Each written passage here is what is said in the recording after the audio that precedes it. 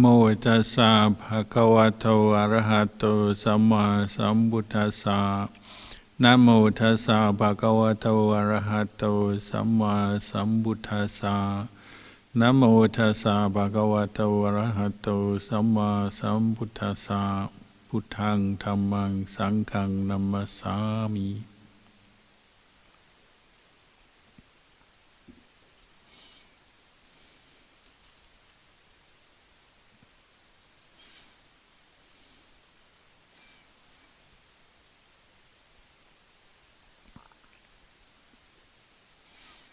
When you live in a forest monastery,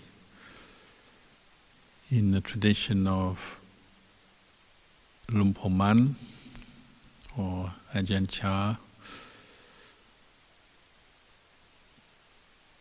there's one word that you get to hear often. The word from Pali, it's kilesa, which is translated as mental defilements or negative emotions. And because you hear it often, it becomes a shorthand for all those negative qualities that are the cause of suffering in the human mind. And our practice is about identifying, recognizing mental defilements as they arise in our behavior, and then finding skillful ways to abandon them. So our aim is to abandon them for good, so that they never come back. That would be what we call nibbana, the end of suffering, the highest happiness. But in the course of our practice, we also have to accept they may return, because we're not fully aware, fully wise yet, but at least we learn to abandon them temporarily, in the short term. And all the practices we do, all the training we do, is to that end, to make us more mindful, to bring up clarity and understanding so we can see mental defilements, understand them as mental defilements, and then abandon them. One of the reasons they use the word defilement is because they're defiling in nature. So the mental defilements summarized as all the mental states rooted in greed, anger, delusion. They come out of ignorance, unawareness, and they defile the mind when they arise, meaning they sully the mind, they take away the shine, just in the same way as, say, dust or dirt takes the shine off glass or a mirror or something clean and shiny. When dust settles or you get it dirty, then the shine, the brightness disappears. So any time we fall into mental states rooted in greed, anger, delusion, and then all their offshoots, all their children, you could say, then the mind loses some of its brightness, some of its radiance, becomes tarnished.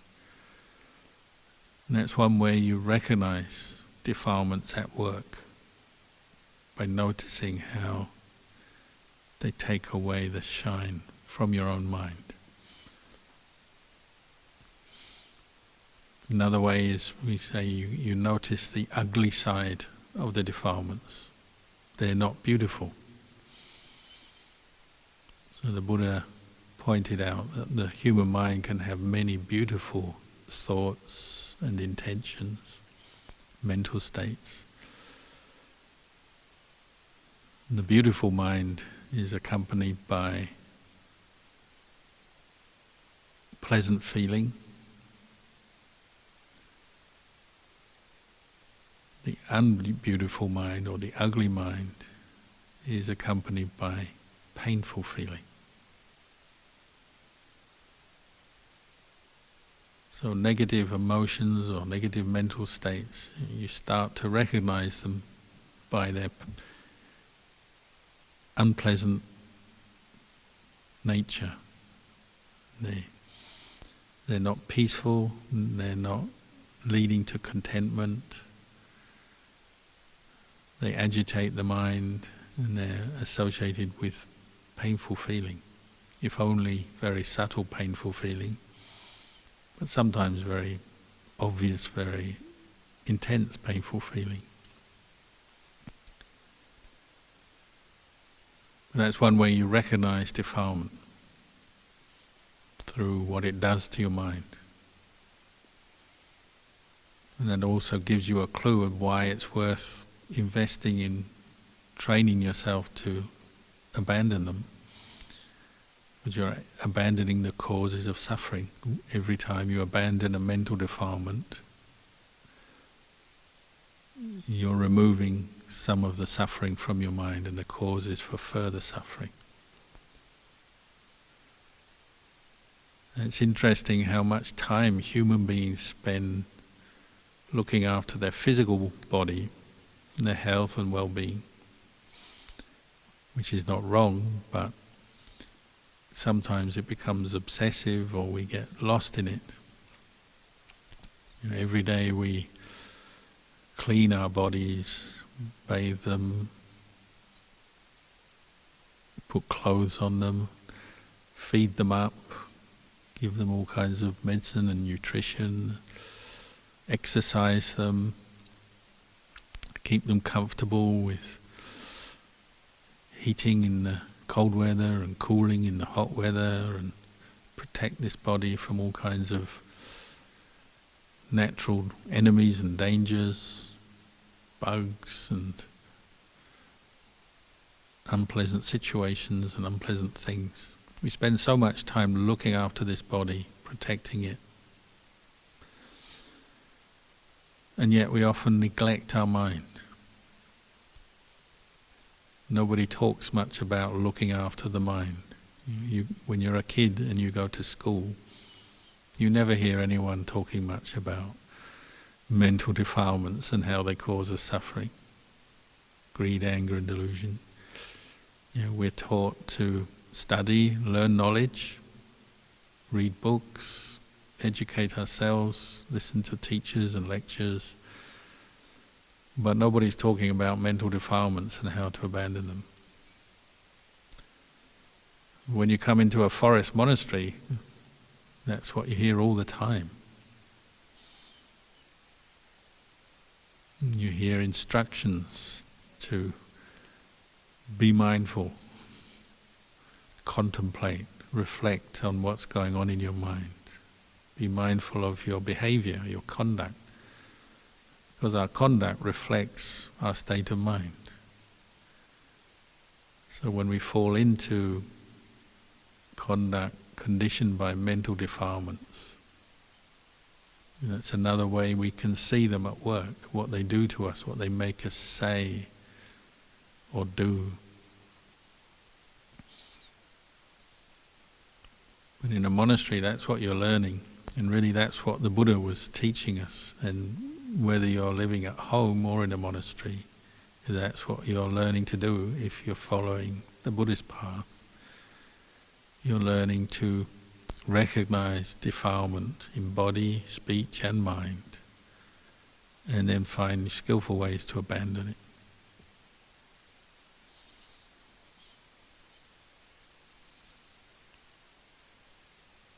Often this brings up an initial problem, because the modern human being in this day and age, we don't like to admit we have faults. It's not good for our image, our reputation. And mental defilement, just the word implies something is defiling, it's wrong, it's not right. They come across as weaknesses, blemishes, things that are not good. So we don't like to admit that we are still affected by mental defilements. We don't like to admit them to ourselves, we don't like to admit it to other people. So we don't like to talk about them, hear about them, think about them. Nowadays we tend towards the way of the perfectionist. We've got to be perfect. We've got to present a good image to the world, to other people. Even convince ourselves that we're perfect sometimes. So we don't like to see or hear about mental defilements, because already we start to feel bad when, say, a teacher like me or anyone else, if they start mentioning them, often people get upset, or they react. They don't like to hear about them. It makes them feel unhappy within themselves. Feel guilty is one reaction. So you hear meditators and Buddhists sometimes say, "Oh, I've got too many defilements, I'm no good."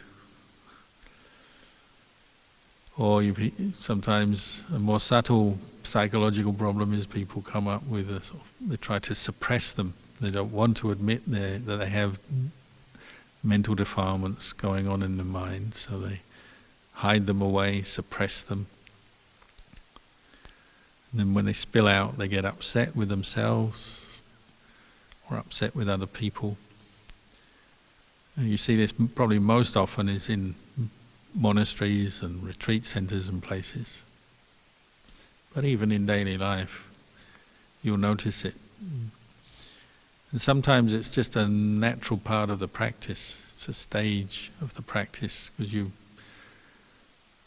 heard the teachings that mental defilements are defiling, they cause suffering, they agitate the mind, they disturb the mind, and they bring suffering as a result. So you've heard that. So you have a basic understanding you don't want mental defilements in your mind because they're not good, they lead to suffering. But then you can't immediately abandon them. You haven't yet developed enough of the path of mindfulness, virtue, concentration, wisdom and insight. You haven't developed it enough, so defilements keep slipping into your thinking or the way you act. And then other defilements pile in, almost like you've opened a little hole in a dam wall or something, and all the water starts flooding through. So you experience a mental defilement, and then maybe you have another mental defilement arises based on the first one. So say you get some anger arise in your course of your day, you notice you're angry, you notice, oh, this is not good, this is a mental defilement, and the Buddha said we must abandon our mental defilements. And then you get another mental defilement arising based on the first one, that's judging your mind and yourself for having some anger, say, for example. So you get angry because you're angry, or you may get angry because you're greedy and you've noticed that. And one thing leads to another, and one defilement pushes into your mind based on another one, and then on another one. And so we get many Buddhists feel disappointed in their practice and themselves, whether they're meditating or just going about their business. And then we build up a new idea, I'm somebody with lots of defilements, I'm too defiled to do anything with this mind, might as well just give up. It's one of the things you have to go through in training yourself. How to deal with defilement skillfully and not add to your problems in life by making defilements more defilements out of your original ones, or more, out of more, which we're quite capable of doing, because when we lose our awareness and lose our insight and understanding, and then often we're just creating and adding to the mental defilements that we've already got, layer upon layer upon layer. But one good thing to know about mental defilements is that they're all impermanent, transient things that come into the mind and then go out again. Because of that, they're unsatisfactory and they can't bring us lasting happiness, and they're not self. What is impermanent cannot be a permanent abiding self. So that's one reflection you can always bring up with defilement. It's impermanent, unsatisfactory, and it's not a self. You can always almost use that like a mantra. So instead of becoming down and depressed because you've got too many defilements bothering you and you're somebody with lots of defilements, because you've spent some time studying them, learning them, experiencing them, and now you're fed up with them, rather than becoming depressed by them, you can bring this reflection up and say, okay, defilements arise into this space that I call the mind, but they are temporary and they are not self. They're visitors, and just as they come in, they can also go out again. I can let them go. The Buddha's word was akanduka. Akandukehi kilesehi. Akanduka. It's the same word we use for visitor, a visiting monk to the monastery. We call them an akanduka monk. Kilesas, mental defilements, negative emotions are temporary visitors to our mind. There's hope there, isn't there? That's giving you this clarity that even though they come up because of the different causes and conditions, but they don't last. And they're not part of you. You are not them. They are not you. They are not self. They're part of what we call the 5 khandhas. So there's sankhara khandha, volition, the thinking mind. So we think kilesa, and kilesas condition our thinking. They're accompanied by perception and feeling, so that's sanya khandha, vedana khandha. They can affect the body. The body is the servant of the mind, so we can act with this body based on kilesa. So we act with greed sometimes. In a monastery you see that at mealtime. People walk in and see the nice food on the tables, and straight away greed and desire may take over. People say things with greed, anger, delusion in their mind. So sometimes people have disagreements, arguments, views and opinions. So the body, which we use to speak, to act, can become the servant of defilement. But the defilements themselves arise in the mind, but they are not the mind. And this is why we spend so much time developing mindfulness and wisely reflecting on our experience. Because that's the way you get to see defilements and their defiling nature.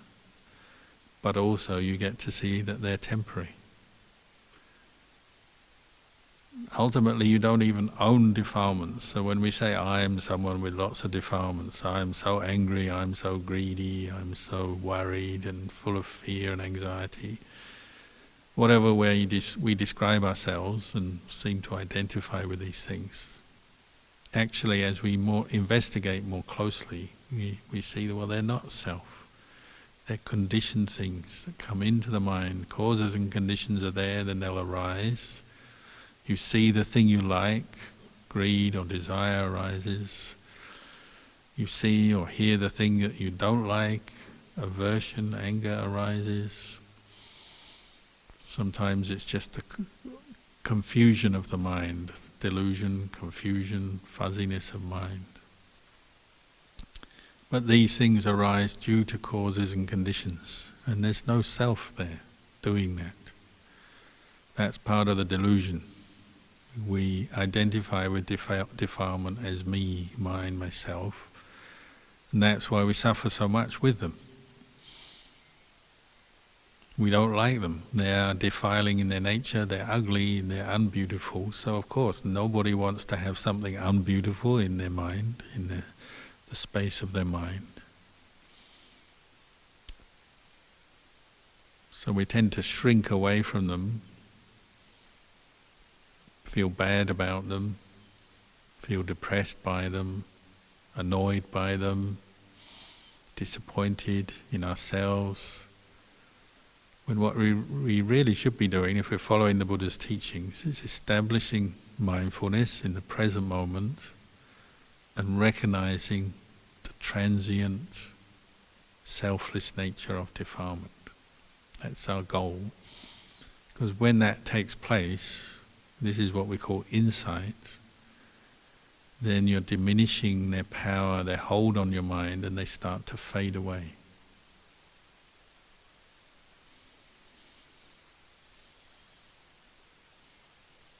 And the whole Buddhist path is based on this premise that because greed, anger and delusion are temporary states of mind, they're very annoying and they keep coming back over and over again. So they do seem, they appear to be part of who we are. But actually the Buddha pointed out, if you keep looking and observing, little by little you can get to the clarity and understanding that they are not who you are. And they can be abandoned. And the Buddha himself abandoned them. That's what we celebrated last week on Wesak. Basically, Wesak is a celebration of the fact that human beings can abandon greed, anger and delusion. It's possible. Because the Buddha did it, then all those monks and nuns in the time of the Buddha, and all those lay men, lay women in the time of the Buddha, and since the time of the Buddha right through to the present day, have also done it. It's possible. Not necessarily easy, we accept that, but doable.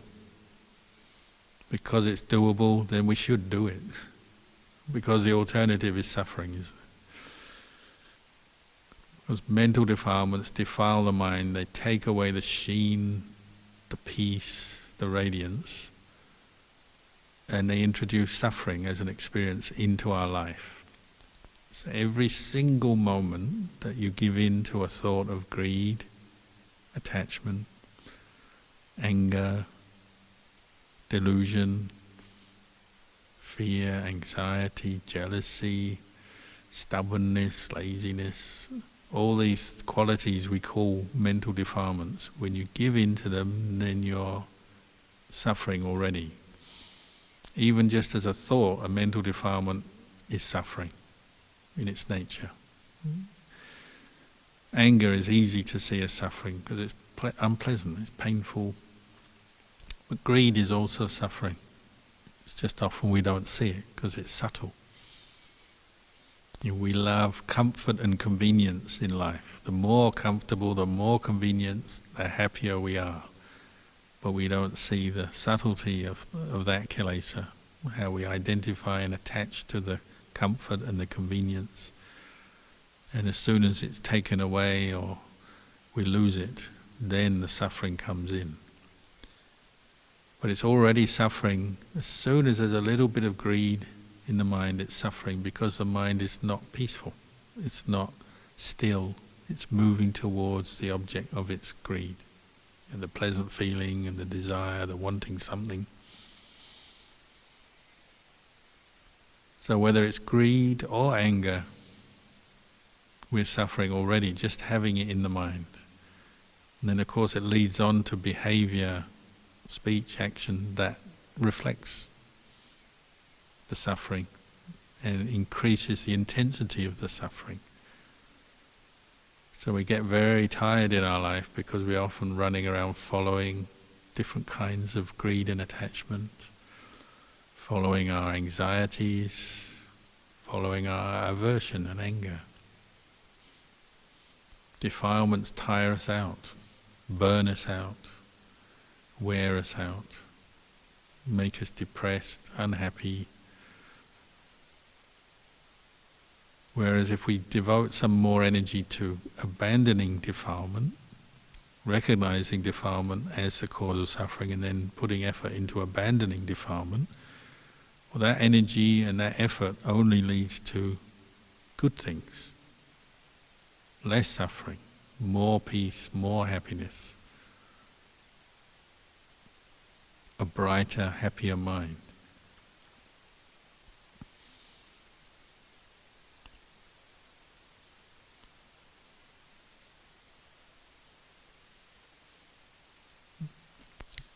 So our practice is learning how to do that well, developing skills, cleverness. Sometimes we use the word cleverness of mind.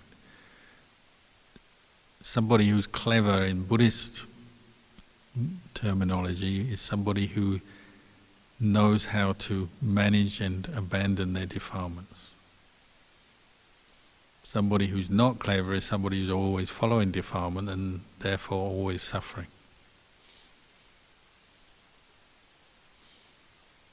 So the cleverest people in the world are arahants, because they really learned not to follow greed, anger and delusion, to recognize them as the cause of suffering and then abandon them. And they put effort into that. They put effort, time, energy into developing that cleverness. They know how to look after their mind, because they recognize the mind is the place where kilesas come in, and we say they take over the mind, delude us, trick us, and we mistakenly hold on to them. That's part of delusion. Underlying all kilesas is delusion. We actually think we're right in following kilesa. That desire that's bugging you, we somehow think that will bring us pleasure and happiness, and it's the right way to go. Keep following it, keep going after that, wanting, the mind of wanting, desiring, getting, having, becoming. We haven't yet realized that that's the cause of our very suffering, and when we let go, we'll actually be peaceful, and the mind will be still, clear, bright, happy. We don't yet trust in that. We still think we need a little bit more money, more pleasure, more of that nice food, more of that person we enjoy, that situation, that place we like. We're always looking for a little bit more. And in the same way with anger, we're always pushing away, thinking if I can get rid of this, then I'll be happy. Just get rid of this person, this bug, this situation, this painful feeling, then I'll be happy. Ajahn Chah used to say, our life is based around pushing and pulling. Pulling the things we want towards us and pushing the things we don't want away. And so of course we feel exhausted by life. Pushing and pulling, pushing and pulling. The mind that sees kilesa, sees it as impermanent, sees it as not self, stops pushing and pulling. Stay still, quiet in the middle. Whenever we have a funeral, we always end the chanting, reciting the verses, Sabbe Sankhara Anicca. All conditioned things are impermanent. And we say the highest happiness is the stilling of conditions, of sankharas. All that movement, pushing and pulling, when it stops, that's the highest happiness. Sometimes the only way it'll stop is when we die, and then we drop, and then we're willing to stop. Even people getting close to death, sometimes they're still wanting something, a little bit more. If I get a little bit more of what I want, what I like, then I'll be happy. Or getting rid of what they don't like. Still on their deathbed, they're still regretting or getting angry, or seeking revenge on somebody. When is it all going to stop? It's only going to stop when you start recognizing defilement is a cause of suffering, and we should abandon defilement, not follow it, not hold on to it.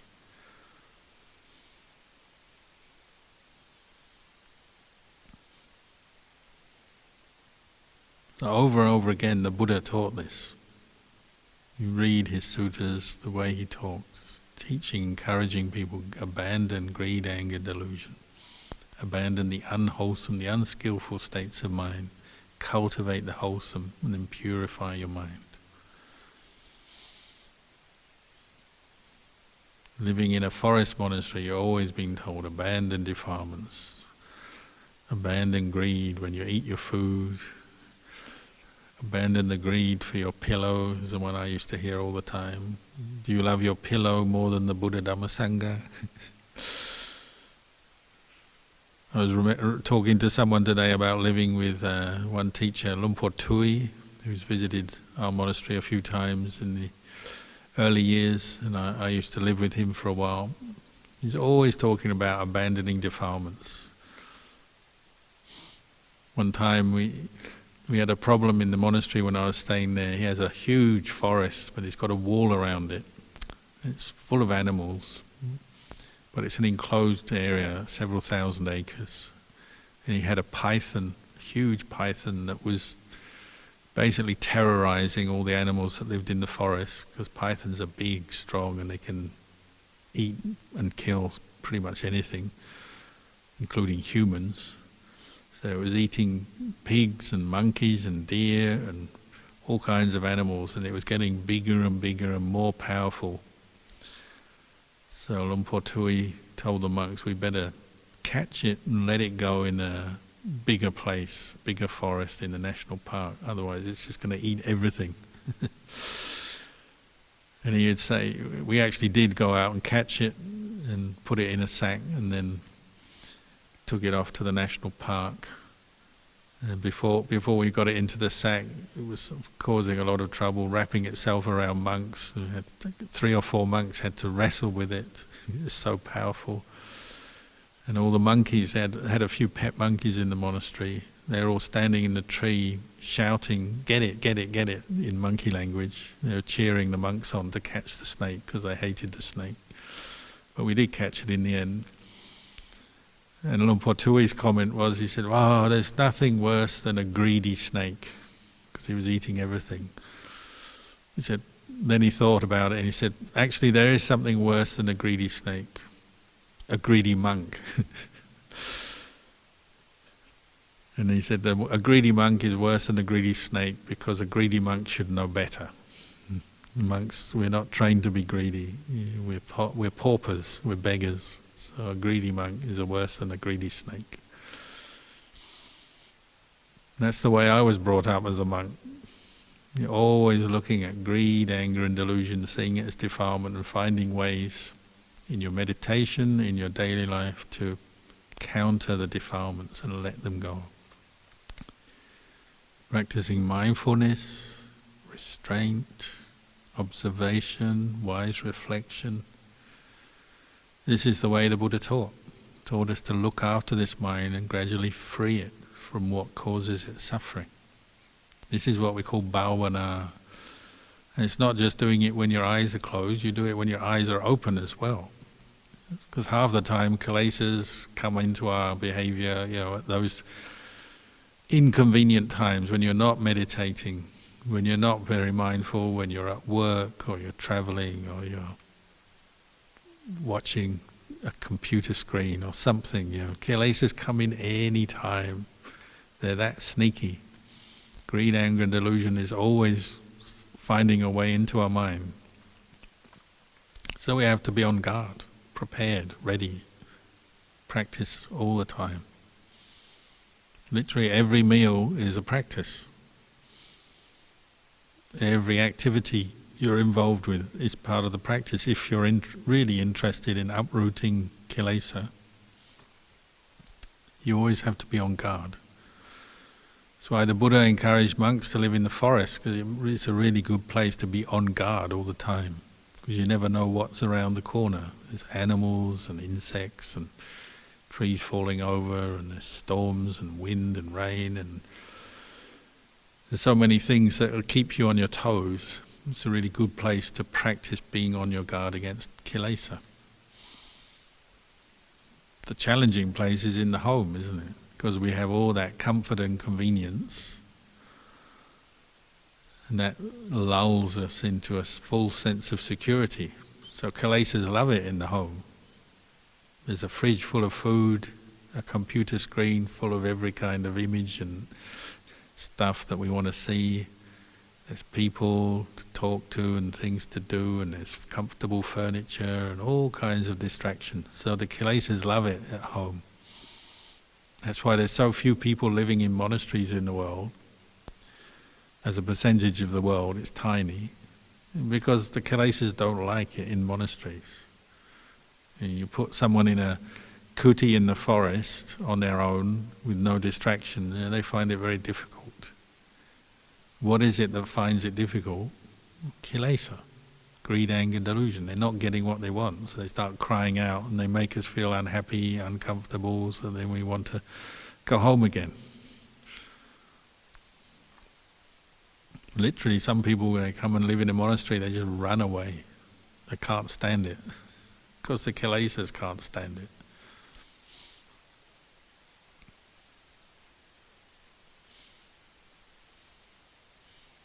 But if you really want to be free from suffering, there's no way around it. You have to look and learn from kilesa.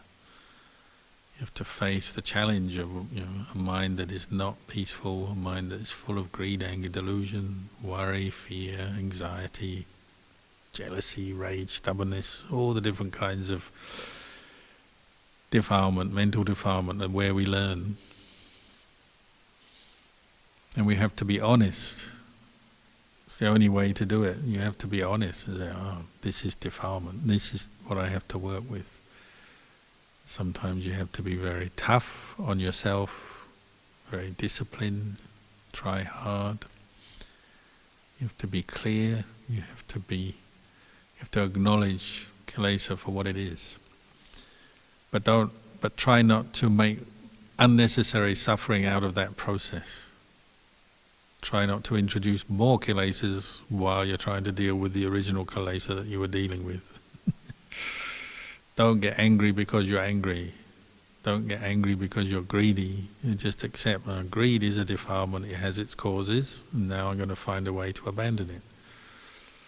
Bring up the mindfulness, bring up the non-greed. So we practice generosity to counter our stinginess and possessiveness and greed. We practice goodwill and compassion to counter our anger and our hatred. We practice mindfulness to counter delusion and confusion. One of Ajahn Chah's favourite sayings, people will come to him and they say, oh, this world is such a confusing, disturbing place. So much bad news. And Ajahn Chah will say, no, the world is not a confusing, disturbing place. Your mind is confused and disturbed. The world is just what it is. It's an important distinction, isn't it? Defilements arise in your mind. They don't arise out there in the world. Because we identify with greed, anger and delusion, we suffer. If we have enough mindfulness and wisdom, we can see defilement as defilement, and we stop identifying with them, we can let them go. And then our mind can be free. Even if the world appears to be full of confusion and trouble, and that's out there, our job is to practice letting go of greed, anger and delusion in our mind, from our mind. We don't let go out there, we let go in here.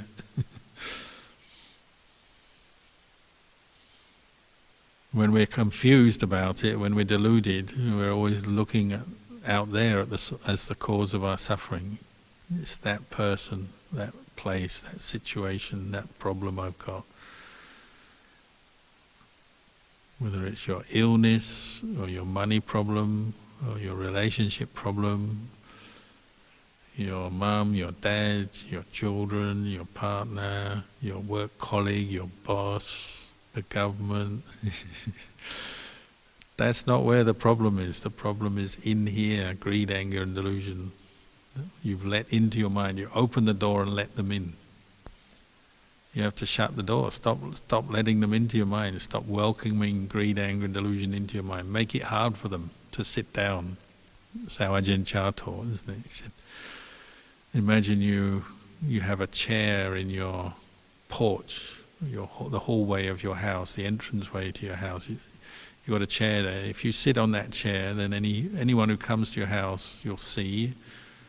But if they come in and there's only one chair, they've got nowhere to sit down. And so what would happen? And that visitor's just going to sort of hang around for a while, looking awkward, and then they'll leave again because there's nowhere to sit down if you're on the chair and you don't give up the chair.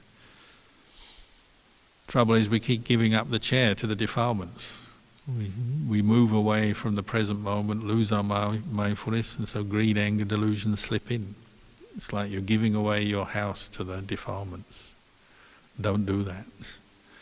Keep sitting on the chair, keep watching, and then the defilements got nowhere to sit down, and they have to go away again. Because they're just visitors, they're not real, they're not part of who we are, they're not self. This is how you use this teaching on not self to free your mind from suffering. Greed is not self, therefore you can let it go. You can give yourself permission to let greed go, let anger go, let worry and fear go. Allow yourself to do that. Just sit on the chair and don't give them any room in your mind.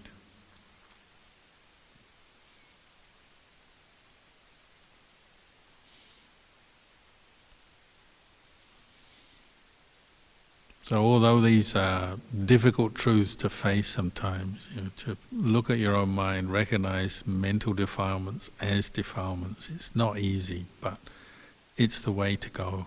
It's the way that we have to practice to be free. So keep doing it. Be patient, keep applying the effort, keep letting go of greed, anger and delusion. Whenever you see it, let it go.